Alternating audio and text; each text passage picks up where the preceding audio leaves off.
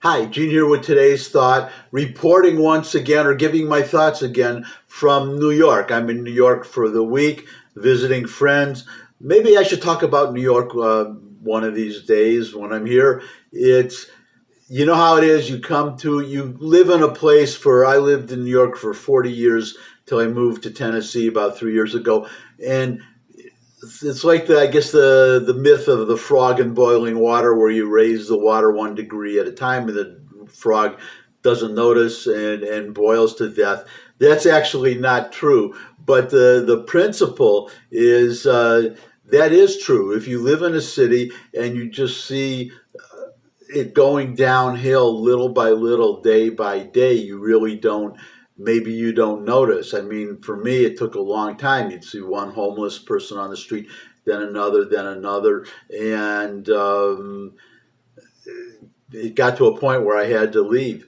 But I went away for 3 years ago. I came back once after about a year. Then coronavirus hit, so I couldn't come back. I didn't want to come back and go through all the not being let into restaurants and so on and so forth. What's the point of coming back? So I waited, and I came back Halloween a few months ago, and I came back again today. I'm here now, and when you're away from a place for a while and then you come back, especially a city like New York, because so many things are happening and life kind of moves fast.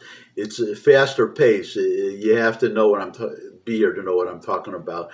Definitely not like the South where I live now, but it's just you know what? This is going to be my thought for today. Since I started going on about this is going to be my thought for the day. The other thought will be for another day. But after being away, then you suddenly there's an accumulation of changes that you see all at once. If you've been away for a while, then you suddenly come back. For instance, my business was I'm semi-retired now, but real estate, and I passed by one of the places where I did coming from the airport. I took a bus from the airport. There's a bus you can take regular, just a bus fare. You come into the city, and it goes along 125th Street, and I did a deal for a Burger King on Third Avenue and 125th Street, closed and just gone. And so many other stores, you see store after store that is empty because they just went out of business. And Broadway, going along Broadway, I see a couple new places opening up, which is that's encouraging. But so many things are closed. And it's just not the same. Now, when I came to New York in 1977, it was, I mean, you had crime, it's hard to explain, maybe because I was only 25 at the time, that might make a difference. But there was, for all the dirt and the crime, and it just, well, the rents were cheaper, that's one thing. But also, there was just a kind of an energy.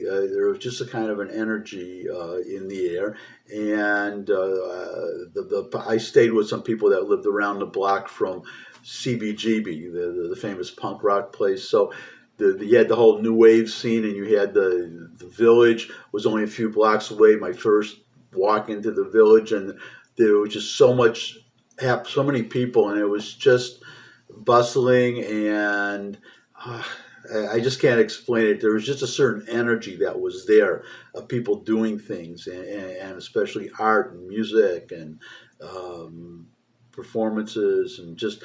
But now it just seems it just got kind of bad in the 80s, and then Giuliani got elected because the crime and everything had gotten so bad. He turned the city around, and then he kept things going very well. Suddenly, I would never have even ventured into Harlem before Giuliani became mayor, and then I spent the last 10, 11 years in New York. We're in Harlem. Before I wouldn't even go there, and then I lived there for 11 years.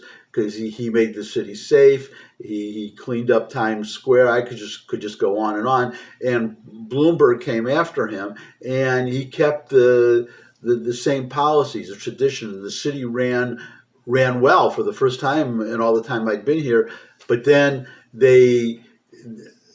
after Bloomberg, the city they elected the voters elected De Blasio, who was just a disaster. I won't go into detail except to say that that's when I realized that New York didn't learn the lesson, which was to keep electing people like Giuliani and Bloomberg, people who were maybe liberal politically, but who believed in order and knew how to administer and run a city, and knew how to, because New York was said to be ungovernable until Giuliani proved that it was governable and that you could bring crime down, community policing, and well, I won't get into the details of everything they did, the broken windows theory, that made a big difference. But the everything was just so much better. And then I think this is a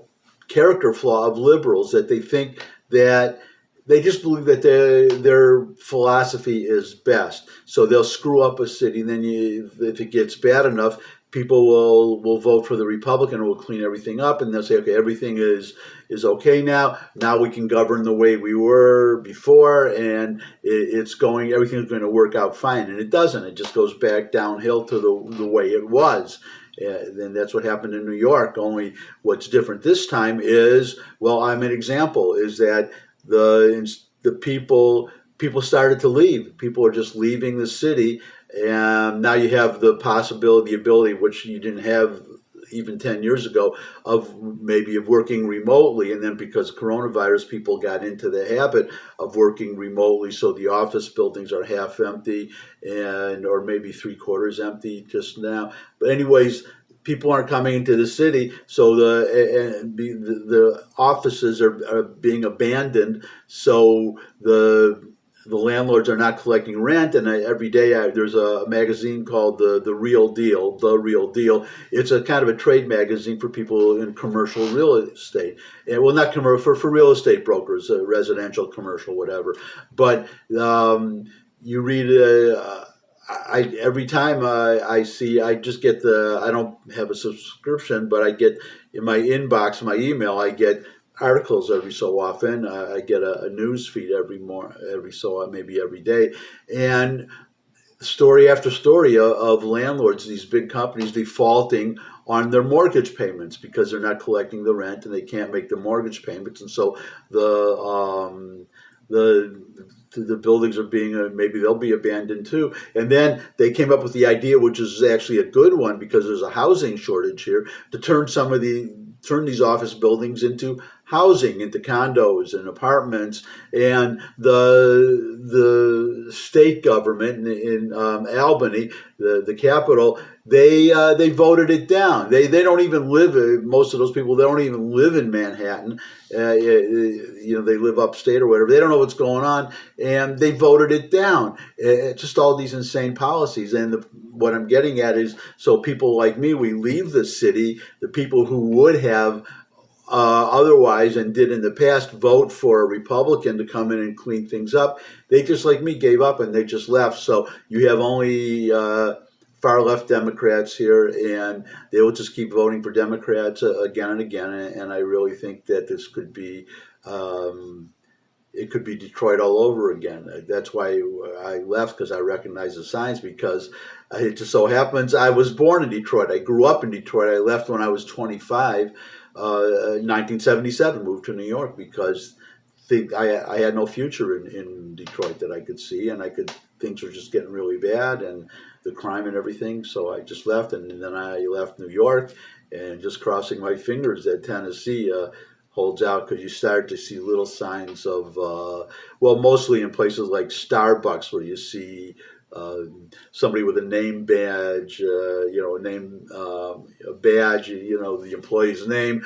But this is this one. It's obviously a woman, but she's got short hair, and she's got her name, and she's got her pronouns, he and him, right? So, Lord knows what's happening, but. I don't know. It didn't used to be that way. I'm not really hopeful for the future generations.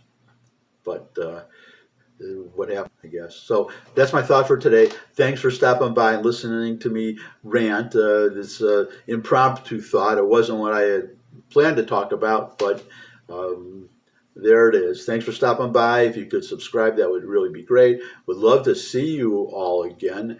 And until I do, bye.